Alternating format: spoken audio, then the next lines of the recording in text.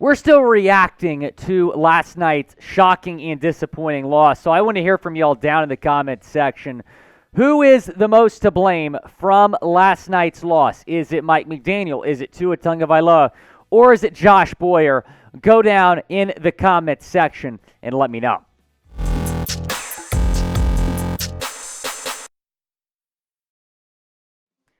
Dolphins fans, what the absolute heck was that?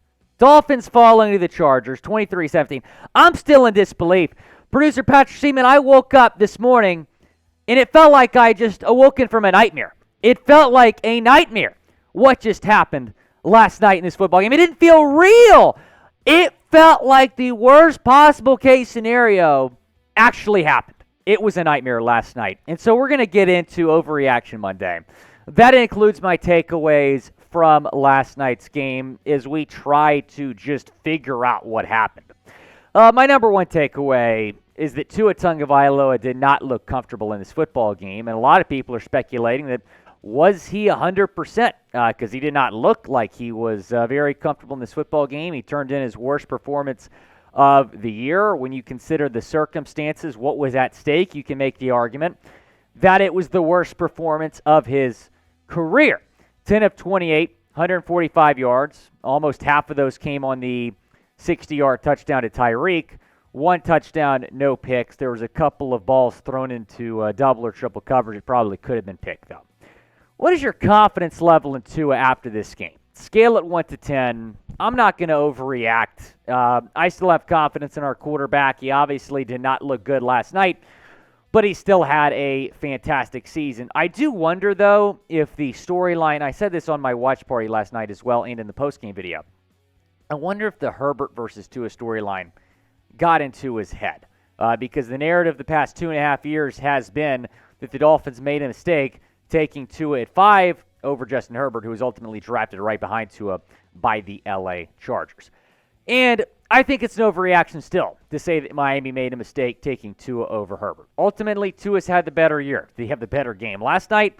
Absolutely not. Herbert absolutely outplayed Tua in that football game last night on the national stage, which is disappointing when you consider the good year that Tua's had. And the narrative is going to be that Herbert's still by far the better quarterback. But still, I think it's an overreaction. This is the third season of both of their careers. Long way to go. Tua has still had the better year, and Tua could go out next week and play really well against Buffalo. We'll have to wait and see. But at the moment, it is still an overreaction to say Miami made a mistake taking Tua over Herbert. We got a long way to go in that argument. Number 2 takeaway. McDaniel got outcoached in this football game. I was not expecting McDaniel to get outcoached by Staley. That was not something that I was expecting. And a lot of people that I was seeing on Twitter were like, well, Mike McDaniel's a fraud.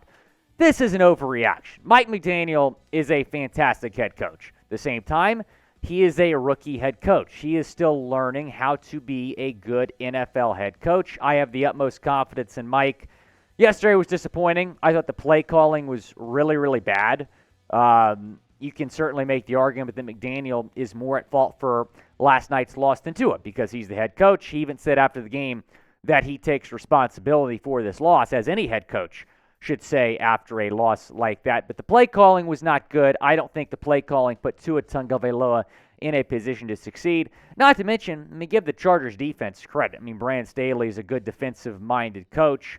I know a lot of people were saying the Chargers last year should have hired a offensive-minded coach. Instead, they go Staley, who has certainly had a roller coaster of an NFL coaching career in his first 2 seasons. But ultimately, he outcoached Mike McDaniel by a mile last night. But to say McDaniel's a fraud is just ridiculous. You know, it's the exact opposite of a fraud. It is Fetch. Fetch is absolutely fantastic. I love using Fetch. You can earn points on your receipts and then turn those points into gift cards. Want to shout out them for sponsoring today's show. Super easy to use, and it's a free app that allows you to earn rewards on literally anything you buy. Scan any physical receipt or e-receipt that will earn points for your purchases, and the process only takes seconds. And you don't have to worry about where the receipt is from or what's on it. So let me show you how simple it is. We got this video. All you do is open the Fetch app, press the orange camera button, snap a photo of your receipt, hit submit, and you'll see that confetti start popping here in a second. But it's very, very easy to use. Simple process. You can also click the e-receipt function to get rewarded for your Amazon purchases or other online shopping by syncing your email account. Then redeem those points for free gift cards at Amazon, Starbucks, or any of the hundreds of retailers and restaurants available. It is available on iPhone and Android, so use our link, chatsports.com/fetch, enter promo code chat, sign up for 5,000 points when you scan your first receipt.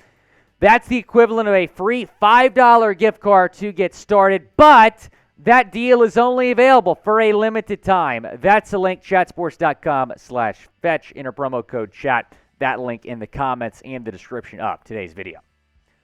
Let's talk about my next takeaway here. At the end of the day, it was just an embarrassing performance. I was embarrassed by that performance last night. It was the worst case scenario for Miami.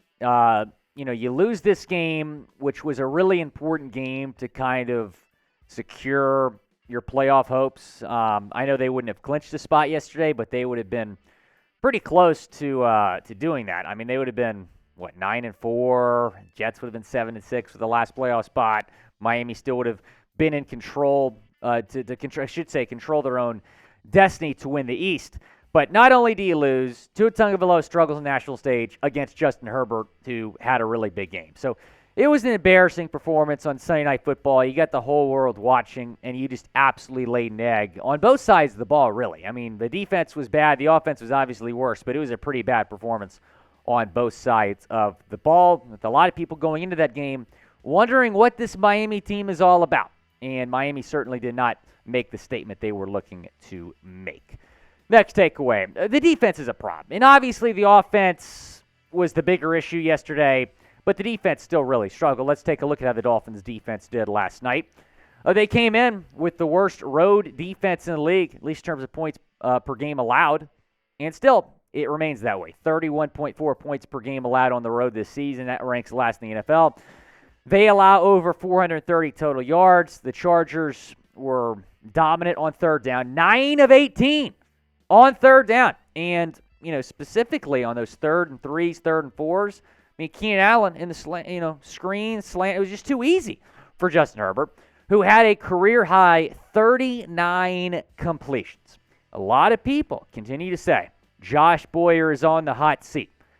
This is not an overreaction to say that I think Josh Boyer needs to be let go. A lot of people were wondering, what is he going to be without Brian Flores? And I think we have the clear answer to that question. And yeah, the defense has turned in some solid performances this season, but overall they have been incredibly inconsistent, and they have struggled on the road, and they have struggled against really solid opponents. I do believe that Josh Boyer should be on the hot seat, and they should move on from Boyer unless the defense makes some dramatic improvements over the course of the next month. Do you think the Dolphins should fire Josh Boyer? Type F for fire, type K for keep down in the comment section. Go down, let me know. Right now, if I had to make the decision right now, if I'm Mike McDaniel, you have to move on from Josh Boyer. Keep in mind, he was already on staff, so McDaniel did not really hire, somebody that, was in San Francisco or somebody could have brought over. I don't know. But I do believe that they do need to move on from Josh Boyer. He's been fraudulent this year. Another takeaway, though, is this Dolphins team, even after a loss that they had, even though they had a loss like that last night, they are still capable of bouncing back and getting back on track here.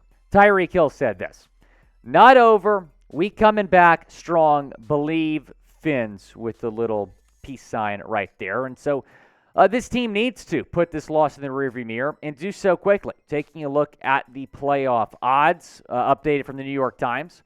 Their odds to make the playoffs have fallen to 69%, 6% chance now to win the division. That is incredibly low, much lower than it was yesterday, and just a 1% chance to win the Super Bowl. So this is a really big game against Buffalo. I mean, this game against Buffalo, you can ultimately and immediately change the narrative about this team if you go into Buffalo and win in the cold on Saturday. We will be live for that game, live watch party. If you joined us for the first Buffalo game, you saw I jumped into a folding table. That might happen again. If the Dolphins win, go down, subscribe to the channel. We're going to have you posted on news and rumors leading up to that game. But if the Dolphins lose that game, it'd be their third straight loss. They'd fall to 8-6. Their playoff hopes would very much be in danger. You got to win that Buffalo game.